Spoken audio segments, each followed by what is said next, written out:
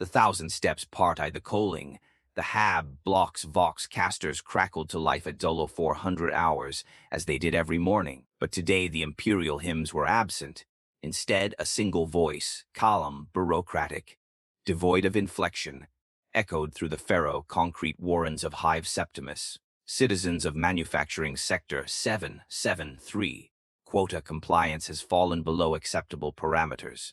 The Adeptus Administratum, in its infinite wisdom and mercy, has deemed corrective measures necessary. All citizens between the ages of 16 and 40, 5 standard Terran years, are to report to Processing Station 12 for mandatory genetic and spiritual evaluation. This is not a request.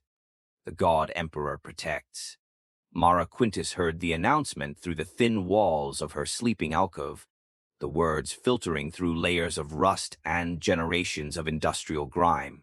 She was already awake, had been for hours, staring at the corroded ceiling while her younger brother Peter wheezed in the darkness beside her, his lungs struggling against the toxic particulates that hung perpetually in the hive's lower levels like a mourning shroud.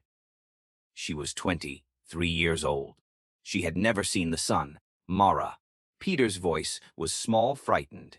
He was 14, too young for the culling, but old enough to understand what it meant. They're gonna take you, aren't they? She wanted to lie to him. The words formed in her throat. No, everything will be fine, the Emperor protects, but they died before reaching her lips. Mara had been raised in the shadow of the corpse processing plant, had spent 8 years working the rendering vats, where the dead of the hive were reduced to their component elements, proteins. For the ration manufactorums, minerals for the forge complexes, water for the recyclers. She had learned early that truth was currency in the darkness, more valuable than lies that would inevitably corrode. Maybe, she said, reaching out to find his hand in the black. His fingers were cold, the knuckles swollen from early onset industrial arthritis. But if they do, it's for the Emperor. There's honor in that. The lie sat bitter on her tongue. Processing Station 12 had once been a cathedral, back when Hive Septimus still pretended to architectural grandeur.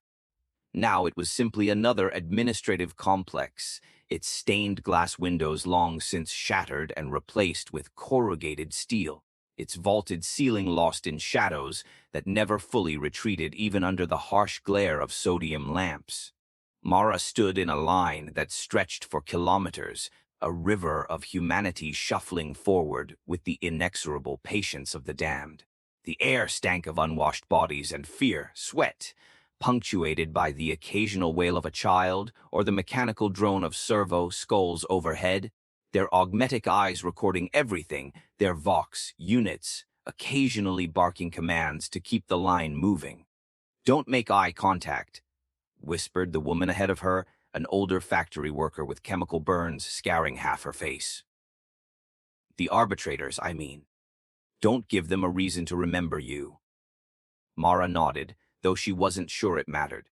She had seen enough cullings to know that selection was rarely about individual behavior. The Imperium didn't care about your hopes, your dreams, your small acts of kindness or cruelty. It cared only about quotas, about numbers balanced against other numbers in ledgers maintained by people who would never visit a place like Hive Septimus, who made their calculations in climate-controlled offices thousands of light years away. The line crept forward. Hours passed. A man 3 rows over collapsed from dehydration. Nobody helped him up. A woman gave birth standing in line. The infant's first cries swallowed by the general murmur of crowd noise. She wrapped it in her shift and kept moving forward, leaving a trail of blood that the servo cleaners would eventually scrub away. Finally, after 14 hours of standing, Mara reached the processing station. The administratum clerk who greeted her might have been male or female. The bulky hazmat suit and respirator made it impossible to tell. They consulted a data slate stylus scratching across the surface with a sound like insects dying.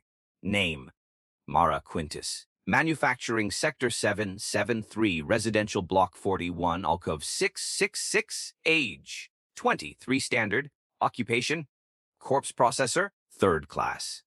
Rendering Division. The clerk made a notation. Genetic markers. Mara recited the string of numbers and letters tattooed on her left forearm, the genetic fingerprint that defined her existence in the Imperium's vast ledgers. The clerk cross-referenced it against their data, slate, and Mara saw something flicker across the screen, a designation in harsh red Gothic script. Proceed to Gate 7, the clerk said, their voice utterly flat. Report to the Medica station for full evaluation. The Emperor protects. The Emperor protects, Mara echoed, though the words felt like ashes in her mouth. Gate 7 led to a medical facility that made the processing station look pristine by comparison. The walls were slick with condensation and something darker, more visceral. The smell was overwhelming. Disinfectant and decay, the copper tang of blood, and the acrid stench of cauterized flesh. Mara fought the urge to vomit as she was herded into a holding pen with perhaps 100 others, all bearing the same lost, terrified expressions. A Medica servitor approached, its human torso grafted to a multi-limbed mechanical chassis, its face hidden behind a Baroque surgical mask. Mechadendrites equipped with various instruments, needles, scanners, cutters, extended toward her with the blind purpose of a insect's mandibles. Subject prepare for examination. It droned in binaric cant translated through a Vox unit. Resistance is inefficient. The Omnitia sees all. The Emperor protects. The examination was thorough, invasive, and utterly dehumanizing. Blood samples, genetic sequencing, spiritual purity assessments administered via devices that looked like torture implements and might well have been. Mara endured it all with the numb dissociation she had learned in the rendering vats, where the only way to survive was to separate yourself from your body, to become simply a set of hands performing necessary functions. When it was finished, the servitor branded her left shoulder with a mark, a stylized acula within a gear, still smoking, the flesh beneath bubbling and weeping. Then it moved to the next subject, and Mara was left to stumble toward another holding area, this one divided into sections marked with high Gothic numerals. She had been branded with a VI. They call it the teeth, said an old man in her section, his voice rough from years of chemical exposure. His eyes were milky with cataracts, his hands trembling with palsy. He had the number phi burned into both shoulders, suggesting this wasn't his first culling. The Soul Tithe, specifically, different from the guard recruitment or the labor levies. This is different. Different how? Asked a young woman, barely 16, clutching a religious icon so tightly her knuckles had gone white. The old man's laugh was bitter, broken. You really don't know. Neither did I, the first time. Thought I was going to serve on a warship, see the stars, fight the Emperor's enemies. That's what they tell you, right? That's the story they feed the hives to keep production up. So what really happens? Mara asked, though part of her didn't want to know. Holy Terra, the old man said simply. They're sending us to Holy Terra. A murmur ran through the group. Terra, the throne world, the cradle of humanity, the seat of the god Emperor's power. To set foot on sacred Terra was the dream of billions, a pilgrimage that vanishingly few would ever achieve. But that's an honor, someone said hesitantly. The old man's expression made it clear what he thought of that interpretation. Sure, an honor. Keep telling yourself that when they strap you into the feeding tubes, when they wire your consciousness into the machine, when you feel yourself being consumed. The word fell into the space between them like a stone into still water. The golden throne, the old man whispered, and now his voice carried a weight that made Mara's skin crawl. It's dying, has been for 10,000 years, and the only thing keeping the Emperor, blessed be his name, alive is us. Psykers, mostly, but they take normals too when the quota demands it. Thousands every day, maybe tens of thousands, fed into the machine like fuel into a furnace, burned up to keep the Astronomicon lit, to keep his corpse animated for one more second, one more minute, one more day. That's heresy, the young woman said, but her voice wavered. Is it? The old man's milky eyes fixed on her with unexpected intensity. Or is it the most sacred truth of the Imperium, that our God Emperor demands sacrifice beyond prayer, beyond devotion, beyond simple death in battle? He demands our souls, our literal, actual souls, fed into his machine to sustain his life, and we give them 10,000 years of souls, burned like promethium to keep the light burning. Silence fell over the group. Mara felt something cold settling in her chest, something that might have been terror or might have been a strange, terrible understanding. You escaped, she said to the old man. Last time. How? His laugh was devoid of humor. Escaped? No, they sent me back. Insufficient psychic resonance. My soul wasn't nutritious enough, I suppose. So they branded me and sent me home to breed, to produce offspring who might have stronger gifts. And now, 40 years later, here I am again. Third culling. Third chance to fuel the God Emperor's pyre. He pulled aside his ragged shirt, revealing not just the VI brand, but a lattice of scar tissue across his chest and abdomen. Surgical scars, precise and purposeful. They take pieces, you see, even if you're not selected for the final teeth. Organs for the Mechanicus. Genetic material for the breeding programs. Bone marrow for the Astartes gene, seed processing. Nothing is wasted in the Emperor's service. Nothing. The Emperor protects. Someone whispered. The refrain automatic, desperate. Yes, the old man agreed, settling back against the cold wall. He protects. And we pay the price for that protection.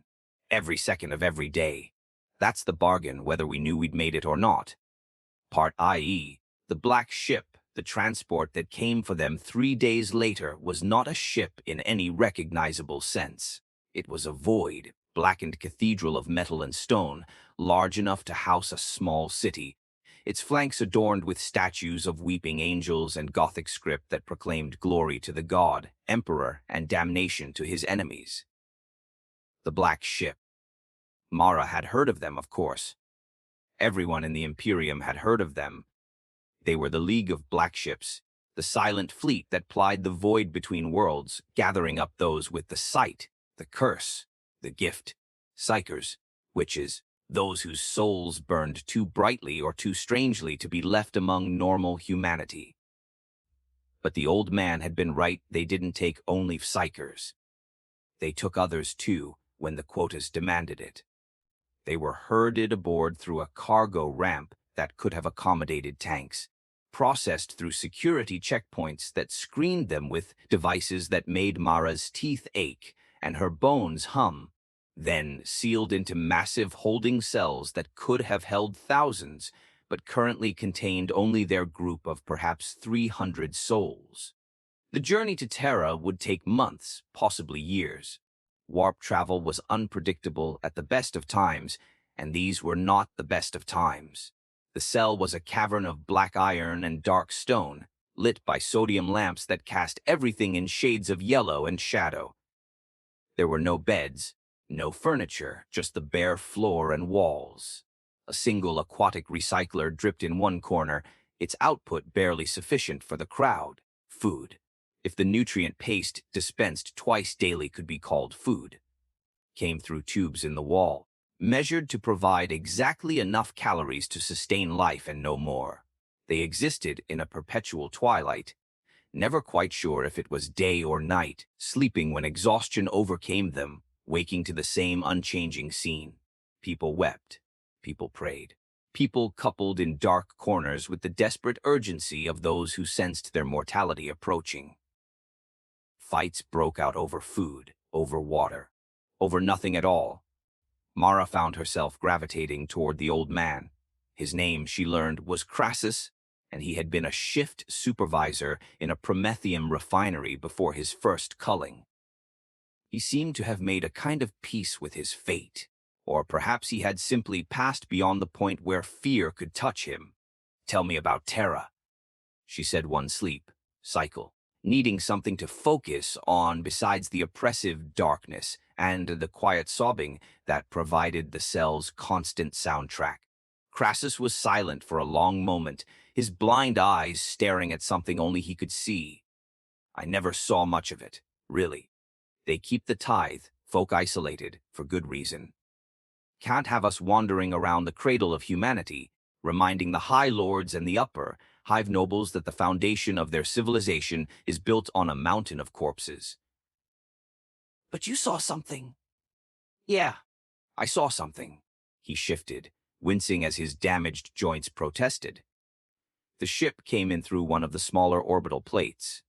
There are thousands, circling the planet like a crown of thorns. Terra itself, it's dead, Mara, truly dead. Whatever you've heard about it being a paradise, a garden world, a jewel, forget it. The whole planet is one massive hive city from pole to pole. Mountains ground down to slag, oceans evaporated or buried under adamantium. The sky is brown with pollution when you can see the sky at all. He coughed, the sound wet and painful. But the palace, Emperor's Mercy, the palace. It covers half a continent. Towers that reach into orbit. Walls that could withstand star fire. And at its heart, buried under layers of bureaucracy and security and 10,000 years of accumulated Baroque madness, is the Sanctum Imperialis, the inner palace, the place where he sits. The golden throne, Mara whispered. The golden throne? Crassus confirmed. I never saw it, of course. Never got that close. But I felt it. Everyone feels it. It's like standing next to a star. A dying star, maybe, but still burning with a light that makes your soul want to crawl out of your body and throw itself into the flames. It's glorious and terrible and beautiful and horrifying all at once. And it's hungry. So hungry. What happened to you before they sent you back? Crassus was quiet for a long time. When he finally spoke, his voice was barely audible over the general murmur of the cell. They took us into the underpalace, down through levels that predate the Imperium, ancient. Some parts might be from the dark age of technology, maybe even older. Stone and metal fused together in ways that make no sense. Machines that whisper in languages nobody remembers. And the smell, like ozone and burning hair and something sweet, like flowers rotting. They separated us into groups based on the evaluations. The strong psykers, the ones with real power, they went one way. I never saw them again. The rest of us, they ran more tests. So many tests. Needles in the spine to measure soul resonance. Machines that made you see things, terrible things, to gauge your spiritual resilience. Priests chanting in high Gothic while they carved prayers into your flesh to see how you healed. He pulled up his shirt again, and in the dim light Mara could see the scars he had shown them before, but now she noticed the words carved between them. Tiny Gothic script. Hundreds of lines of it, covering nearly every inch of skin. The Lord's Prayer, the Fide Imperialis, the Litany of Protection. Prayers to ward against demons and witches and heretics. When they determined I wasn't psychically active enough, they harvested. That's the word they used, harvested. Like I was a crop, not a person. Took my left kidney, part of my liver, bone marrow from my sternum and pelvis. They were very efficient about it, very precise.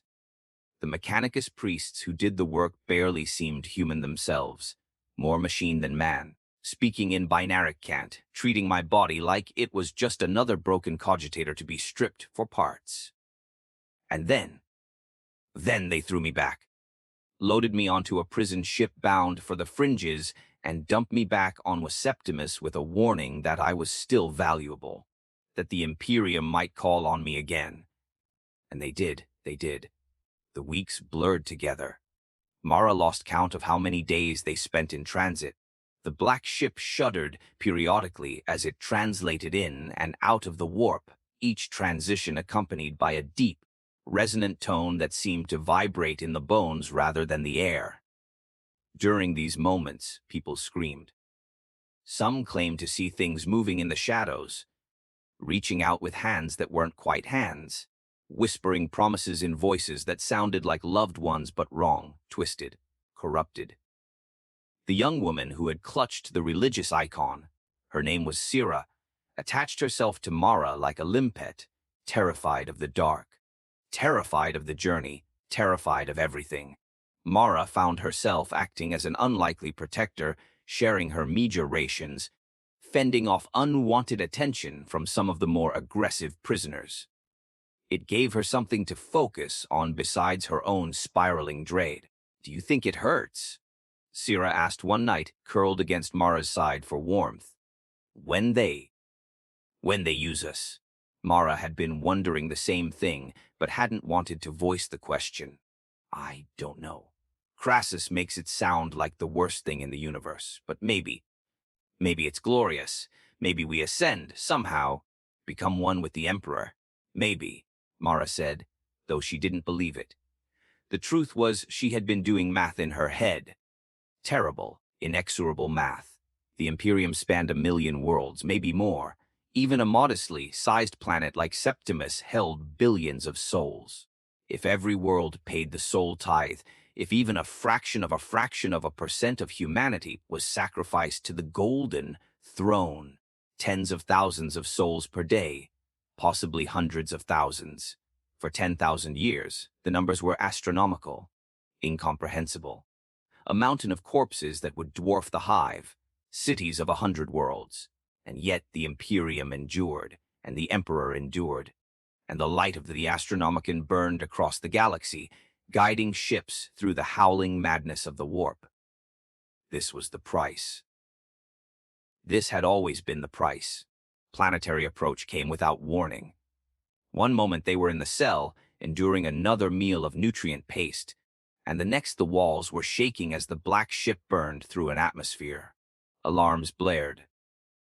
Servo skulls descended from hidden alcoves, their mechanical voices chanting litanies of arrival and preparation. "On your feet! Form lines! Those who cannot stand will be carried! This is Holy Terra, cradle of humanity, throne of the God Emperor!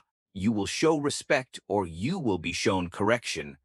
Armed ratings in void, hardened carapace armor appeared at the cell entrances, shock, mauls in hand. Faces hidden behind reflective visors. They herded the prisoners into ragged columns, culling out those too weak or sick to walk, dragging them away to an unknown fate.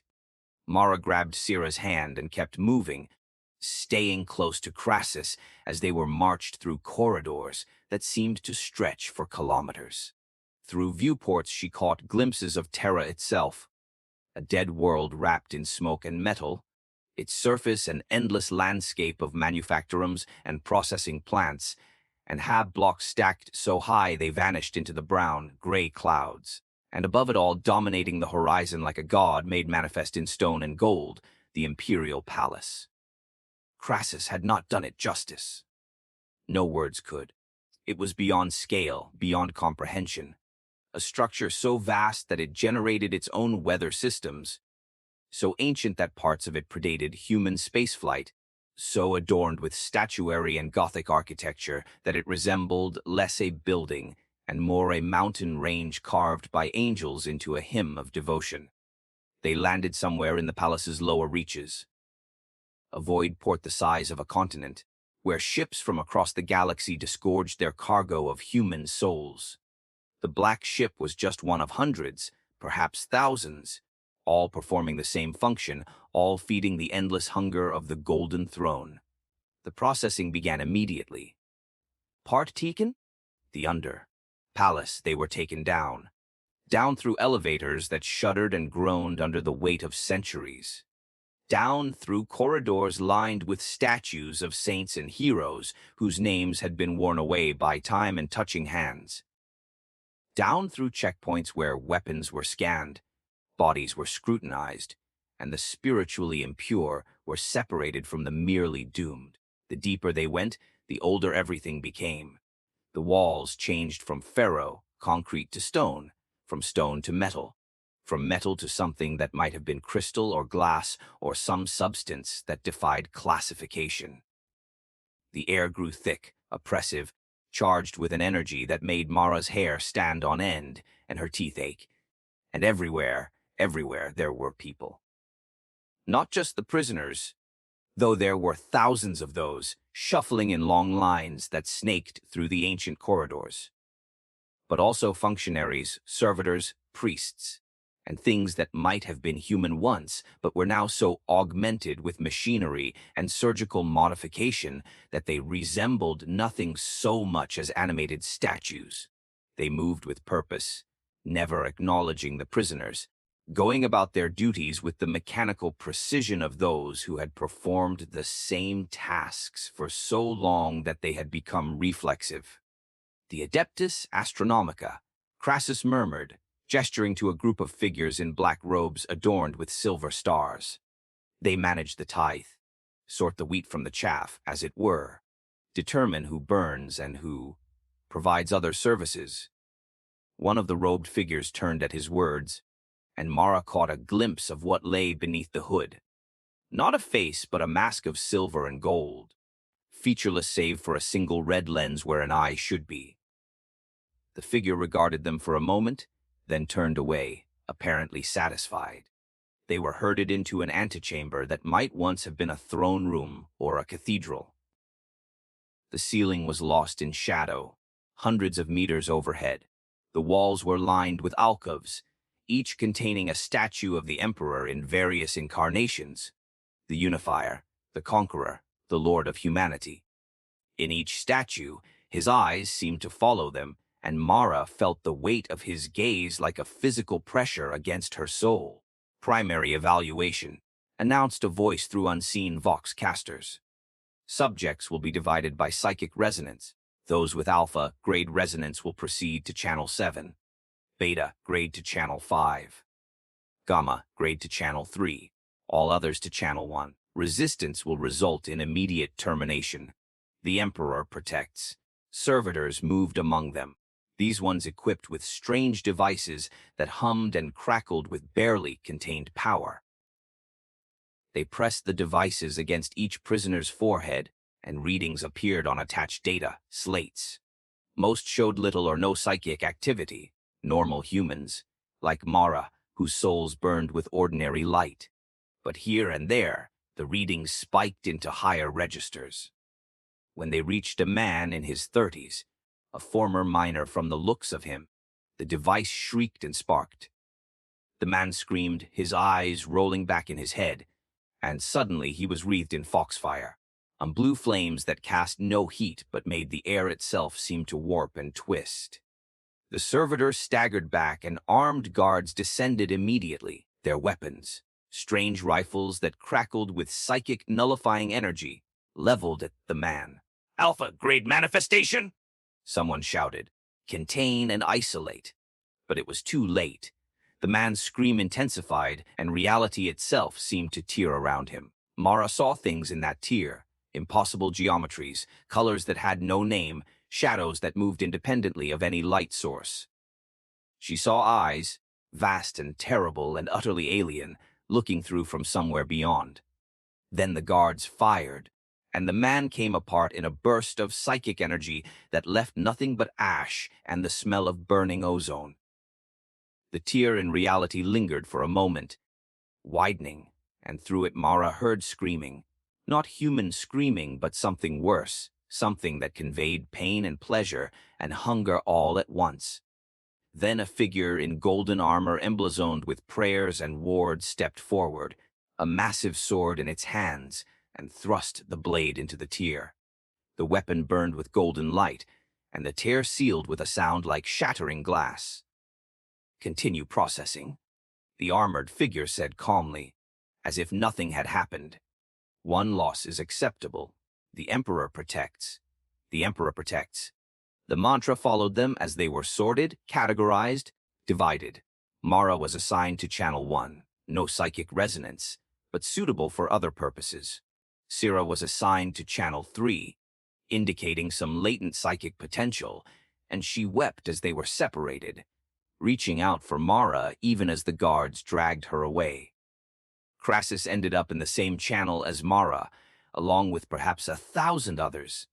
They were marched deeper still, down into levels where the air grew noticeably warmer and the omnipresent hum of machinery became almost deafening. "We're close," Crassus said, and there was something in his voice that might have been awe or might have been terror. "Can you feel it?" Mara could. It was like standing next to a bonfire, feeling its heat on your face, but the heat was spiritual rather than physical. It pulled at something deep inside her, something she hadn't even known existed until that moment. Her soul, perhaps, or whatever passed for a soul in the materialist nightmare of the 41st millennium. The corridor opened into a vast chamber, and Mara saw the truth of the Imperium. The chamber was beyond vast. It stretched away in all directions, so large that its far walls were lost in haze and distance. The ceiling was a dome of adamantium and crystal, covered in murals depicting the Emperor's conquest of the galaxy, though much of it was obscured by the machinery, because the chamber was filled with machinery.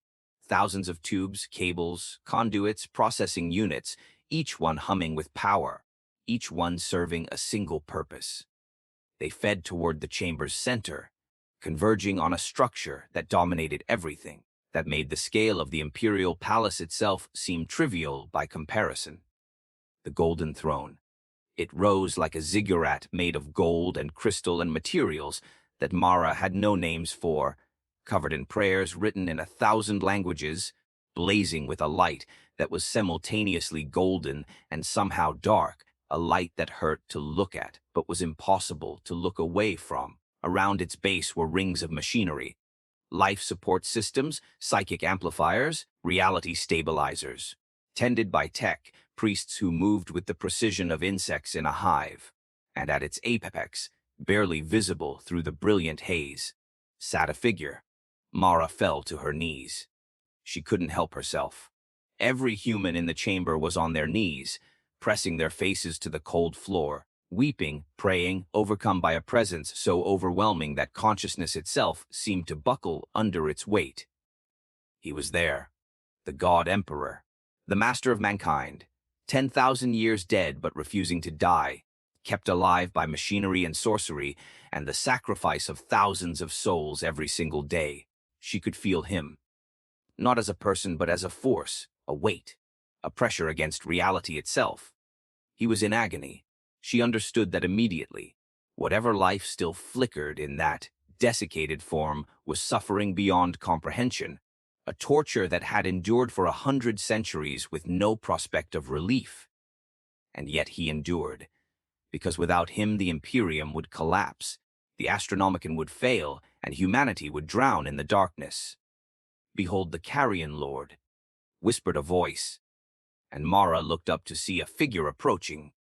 A woman, if it could be called that, wearing robes of midnight black and carrying a staff topped with a human skull. A psyker, clearly, one of the astropaths or perhaps something higher in the psychic hierarchy. "Behold what we have made of our God. 10,000 years of worship, and this is how we preserve his divinity. Through sacrifice, through suffering, through the endless burning of souls, to keep his corpse animated for one more second." "Heresy," someone whispered, but the word had no force behind it. "Is it?" The psyker's laugh was bitter. "Or is it the most fundamental truth of the Imperium? That we are a civilization built on death, sustained by death, destined for nothing but death when the fuel finally runs out and the light goes dark. You came here thinking you would serve, that your sacrifice would mean something, and you will serve. Oh, yes. You will serve in ways you cannot possibly imagine." She gestured, and servitors moved forward, each one carrying restraint harnesses, neural interface cables, feeding tubes. "The Emperor needs souls. Not metaphorically, literally. Souls to burn in his furnace, to power his throne, to keep the Astronomicon lit and the warp at bay. Most of you don't have sufficient psychic potential to burn for long. You'll last minutes, maybe hours at most. But even a brief soul can provide a spark, and 10,000 sparks can sustain the light." "What about the rest of us?" Crassus asked. his voice steady despite the tears streaming down his blind face. "You feed the machine in other ways," the psyker said simply. "Blood for the blood pumps, nutrients for the neural substrates, organic matter for the bio-reactors. Nothing is wasted. Every gram of flesh, every drop of fluid, every fragment of bone, all of it goes to sustaining the Golden Throne and the Emperor who sits upon it. You wanted to serve the God Emperor. This is service. This is the price of his protection." The servitors began their work. Part IV, the long death, they started with the strongest. A man who had been a soldier once, his body still bearing the tattoos of his regiment, was led forward first. He struggled. But the restraints were adamantium, and the servitors were stronger than any human. They strapped him into a device that resembled a throne in mockery of the Golden Throne itself, connected neural interfaces to the ports already implanted in his skull, inserted feeding tubes into his nostrils and throat. "The process will begin shortly," the psyker said, her voice flat, emotionless. "For those with even minimal psychic resonance, you will feel your consciousness being drawn into the throne itself. The Emperor will consume you, not because he wills it, but because he must. Your soul will burn like candle wax, providing a brief moment of sustenance, keeping the light alive for a few seconds more." "And for those without resonance?" Mara asked, surprising herself with her own courage. The psyker turned to regard her. Behind the mask of authority, Mara thought she saw something else. Pity, perhaps, or simply exhaustion. "You burn slower, less efficiently. Your suffering may last longer, but the result is the same. There is no escape, no mercy, no reprieve. Only service unto death and beyond." The machinery activated with a sound like a choir of angels being torn apart. The soldier in the throne began to scream, his body arching against the restraints, his eyes blazing with golden light. Mara could see his soul being drawn out of him, a luminous thread connecting him to the Golden Throne, feeding into that vast and hungry machinery. It lasted 17 minutes. She counted every second. When it was over, the soldier was still breathing, but nothing remained behind his eyes. The servitors disconnected him and dragged him away, and another prisoner was brought forward. One by one they burned. Mara watched it all, unable to look away, bearing witness because someone needed to remember. Because even in the darkness, even in this mechanized hell, and there needed to be someone who saw the truth and carried it forward, even if only in memory. She learned to recognize the different ways people died. The psykers burned brightest and fastest, their souls consumed in blazing conflagrations that left nothing behind but smoking husks. The normals burned slower, dimmer, their life force extracted with methodical precision. Some lasted minutes, others hours. None survived with their minds intact. She saw Sarah brought forward on the third day. The girl was weeping, calling for her mother, begging for mercy that would never come. They strapped her into the throne, and Mara watched as her face went from terror to agony, to something beyond either. A transcendent suffering that seemed to hollow her out from within. Her soul was brighter than Mara had expected, burning with a soft blue light that reminded Mara absurdly of a gas flame. She lasted 43 minutes. When they dragged her away, Sira's eyes found Mara's for just an instant, and in them Mara saw no recognition, no humanity, nothing but a vast and empty darkness. Whatever Sarah had been was gone, consumed in service to the God Emperor. The Emperor protects. On the 7th day, they came for Crassus. The old man went without struggle, his blind face turned toward the Golden Throne, as if he could see it, as if he had always seen it in his mind's eye, waiting for him all these years. They strapped him in, connected the interfaces, and he began to whisper prayers. Not the official litanies, but something older, more personal. "I forgive you," he said, and it took Mara a moment to realize he was speaking to the Emperor himself. "I forgive you for what you've become, for what you require of us. I forgive you because you're suffering too, aren't you?" more than any of us could ever understand. You're drowning in our worship, buried under 10,000 years of prayers and sacrifice, and you can't die, can't rest, can't escape. So I forgive you, and I give you what little I have left. May it warm you, even for a moment." The machinery hummed to life, and Crassus's body went rigid. But unlike the others, he didn't scream. His face, for just an instant, showed something that might have been peace, or relief, or understanding. Then the light took him, and Mara watched as his soul, thin and worn from years of suffering, but still somehow luminous, was drawn into the vast machinery of the Golden Throne. He lasted 9 minutes.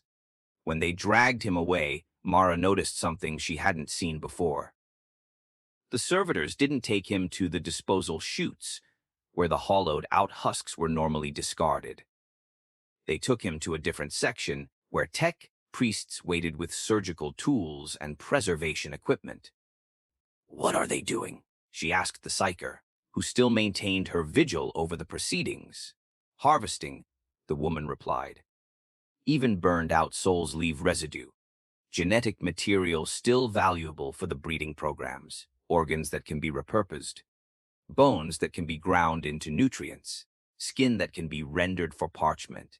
The Imperium wastes nothing, citizen. Nothing." Mara felt something break inside her then.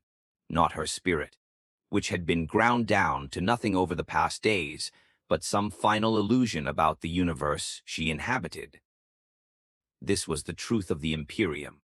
This was the reality beneath the prayers and the propaganda. Humanity was not ascending toward some glorious destiny among the stars. It was trapped in a dying civilization, slowly cannibalizing itself to sustain the corpse of a god who could offer nothing in return but the promise of one more day of survival. And yet the light still burned. The Astronomicon still blazed across the galaxy, guiding ships through the warp, allowing communication and travel across the vast reaches of space. However, many souls were sacrificed. Hundreds, thousands, millions.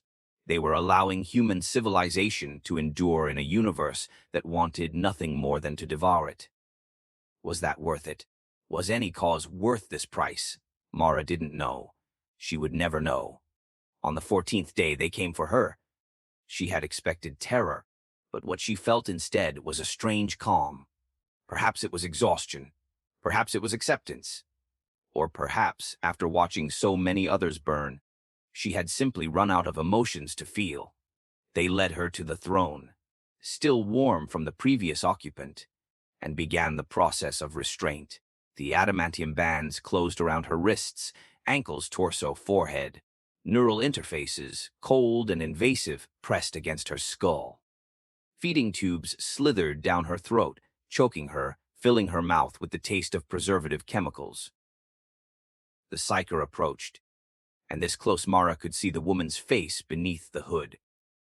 Young, far younger than her voice suggested, but with eyes that had seen things that aged the soul beyond the body's years. "You've been watching," the psyker said softly, bearing witness. "Do you understand now?" "Yes," Mara managed, the word garbled by the feeding tubes. "And do you hate him, the Emperor, for what he demands?" Mara thought about that. Thought about Peter, still back on Hive Septimus, working the rendering vats, breathing toxic air, living a life of endless labor until age or accident or another culling took him. Thought about the billions upon billions of humans scattered across the galaxy, each one trapped in their own version of hell, grinding through existence with nothing but faith to sustain them. The Emperor hadn't created that hell. He had tried to elevate humanity, to lift them from the darkness of old night, and he had failed. But in failing, he had at least preserved something. A framework, a structure, the bare minimum required for human civilization to continue existing in a universe that was actively hostile to human life. Was it enough? No, it would never be enough, but it was something. "I don't hate him," Mara said. "I pity him." The psyker's eyes widened slightly, surprise, perhaps, or recognition. Then she nodded and stepped back. "The Emperor protects. she said, and activated the machinery. Pain, not physical pain, though there was that. Nerve endings firing in protest, organs straining against unnatural demands. But deeper pain, spiritual pain, the sensation of something fundamental being pulled loose from its moorings and drawn inexorably toward a light that blazed with the intensity of a sun going nova. Mara felt her consciousness fracturing, splitting, being drawn out of her body like thread from a spool. She tried to scream, but had no mouth, tried to resist, but had no strength. She was being unmade, deconstructed at the level of soul and identity, reduced to pure psychic energy that could be fed into the vast machinery of the Golden Throne. And then she touched it. The God Emperor. She had expected many things: glory, transcendence, apotheosis. What she experienced was none of those things. She experienced agony. 10,000 years of agony compressed into a single moment of perfect clarity. She felt the Golden Throne's machinery driving spikes of psychic energy through what remained of the Emperor's consciousness, keeping him pinned between life and death, unable to heal, unable to fade, trapped in an eternal present of torture, so exquisite that mortal minds would shatter even contemplating it. She felt the weight of 1,000,000 worlds pressing down on that failing consciousness. Felt the prayers of billions, each one a grain of sand on a mountain that threatened to bury him completely. Felt the vast, churning madness of the warp pressing against the barriers he maintained through sheer force of will, entities of such power and malevolence that their mere existence threatened to unravel reality itself. And she felt him feeding, consuming souls not because he wanted to, but because without them he would fail, and if he failed then humanity would follow him into extinction. Each soul was a spark, a moment of reprieve from the endless agony, a few seconds of borrowed strength to maintain the Astronomicon and keep the daemons at bay. It was horrible. It was necessary. It was both things at once, and the contradiction threatened to tear Mara's fragmenting consciousness apart. But in that moment, in that brief instant before her soul was completely consumed, she felt something else, something she hadn't expected. Gratitude. Not from the Emperor. She doubted he was even aware of her presence, drowned as he was in an ocean of suffering. But from humanity itself, from the collective unconscious of a species that had endured for 40,000 years in the face of extinction, that had spread across the stars, despite everything the universe threw at them, that continued to fight and breed and die and fight again, generation after generation, sustained by nothing but stubborn refusal to surrender. She was a part of that. Her suffering meant something. Her sacrifice, however unwilling, was allowing others to live, to dream, to hope. Children would be born on 1,000 worlds, never knowing her name, never aware of the price paid for their existence. And perhaps that was enough. Perhaps that had to be enough. Mara's soul burned for 11 minutes. It might have been longer. Time had no meaning in that place between consciousness and oblivion. But the machinery recorded 11 minutes of viable psychic energy extraction before her essence was exhausted. What remained was loaded onto a cart with dozens of other husks and wheeled through corridors that stretched for kilometers, past processing stations where priests efficiently harvested organs and genetic material, past rendering vats where flesh was reduced to component nutrients, past furnaces where what little remained was burned to ash that would eventually be compressed into ceramite and used to build more machines, more weapons, more infrastructure for the ever-grinding machinery of the Imperium. Nothing was wasted. The cart passed a viewing port, and through it the brown, gray sky of Terra was visible, choked with pollution and the exhaust of 1 billion factories. Somewhere in that sky, the Astronomicon blazed, invisible to normal sight, but a beacon to any soul capable of perceiving it, a lighthouse in the storm guiding humanity's ships through the madness of the warp. Mara's soul had contributed to that light. 11 minutes of burning, of suffering, of being consumed. 11 minutes. and tomorrow they would need another 1,000 souls to replace her. And the day after that, another 1,000. And the day after that, forever and ever, until either the Imperium fell or the universe itself came to an end. This was the price. This had always been the price. The Emperor protects. Part visire after the cart reached the final processing station as the shift was ending. The servitors unloaded their cargo with mechanical efficiency, sorting the husks by remaining usable material. What had once been Mara Quintus was catalogued as partial organ harvest viable, genetic material acceptable quality, skeletal structure suitable for mineral extraction, remaining tissue mass appropriate for rendering. They removed her eyes first.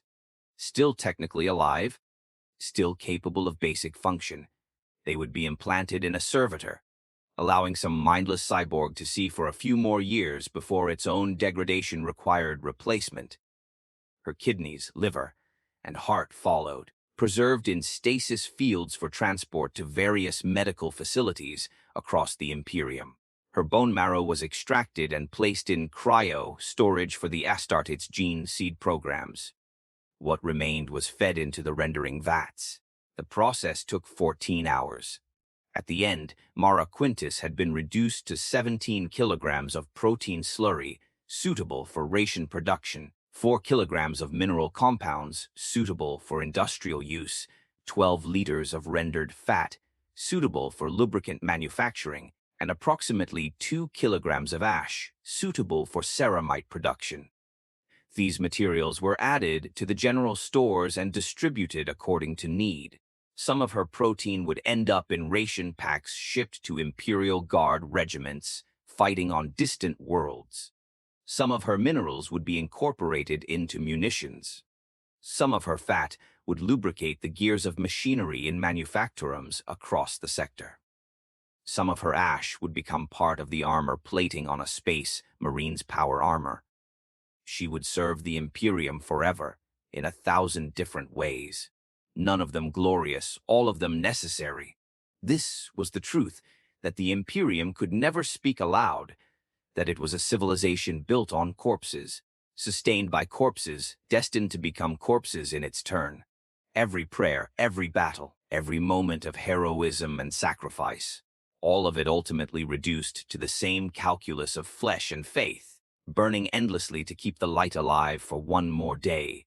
Back on Hive Septimus in Manufacturing Sector 7-7-3, Peter Quintus woke to the sound of the Vox casters announcing the start of another shift. He was 16 now, old enough for adult work assignments, old enough to be sent to the rendering vats where his sister had once worked. He dressed in the dark, pulling on the same stained coveralls he'd worn for 3 years, and made his way through the hab block corridors toward the industrial sector. Around him, millions of others did the same, a vast river of humanity flowing toward the manufactorums and processing plants and refineries that kept the Hive, and by extension, the Imperium, functioning. He didn't think about his sister. Thinking about her hurt too much, and pain was a luxury he couldn't afford. The culling had taken her 2 years ago, and in that time there had been no word, no message, no indication of what had become of her. She had simply vanished into the vast bureaucracy of the Imperium, one more soul added to the great ledger. But sometimes, late at night when sleep wouldn't come, he wondered if she was still out there somewhere. If she was serving on a warship, seeing the star she had dreamed about. If she was happy, or at least content. If she ever thought about him, he would never know. The Imperium didn't provide closure. It didn't offer comfort or explanation. It simply endured, grinding forward through the centuries, consuming its children to fuel its survival.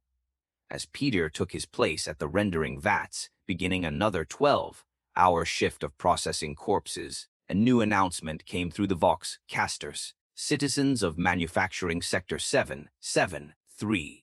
Monthly quotas have been met with acceptable efficiency. The Adeptus Administratum acknowledges your service. Continue productive labor. The God Emperor protects. The God Emperor protects. Peter repeated the words automatically, without thought, without feeling.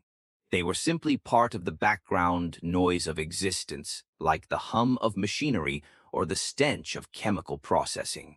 They meant nothing and everything simultaneously. Above him, far above the hive's upper reaches, beyond the polluted atmosphere, beyond even the orbit of the planet itself, the light of the Astronomicon blazed across the galaxy. It had burned for 10,000 years. It would burn for 10,000 more if the supply of souls held out, and the supply would hold out. It always did. There were always more workers, more soldiers, more citizens ready to be tithed when the quotas demanded it.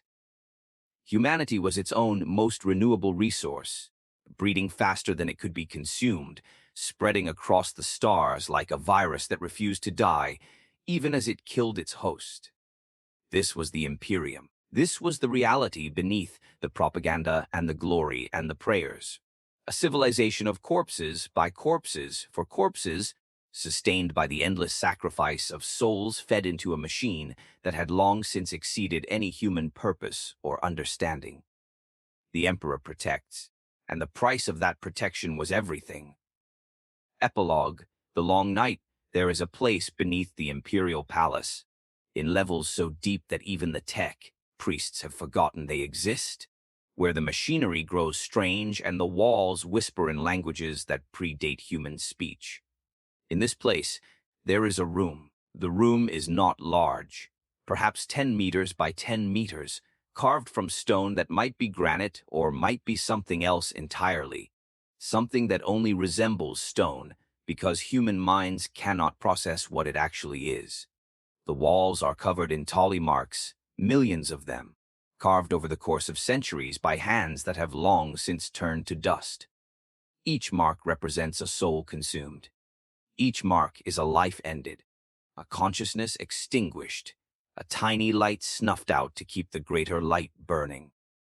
If you were to count them all, and several administratum clerks have tried, losing their sanity in the process, you would arrive at a number so large that it loses all meaning.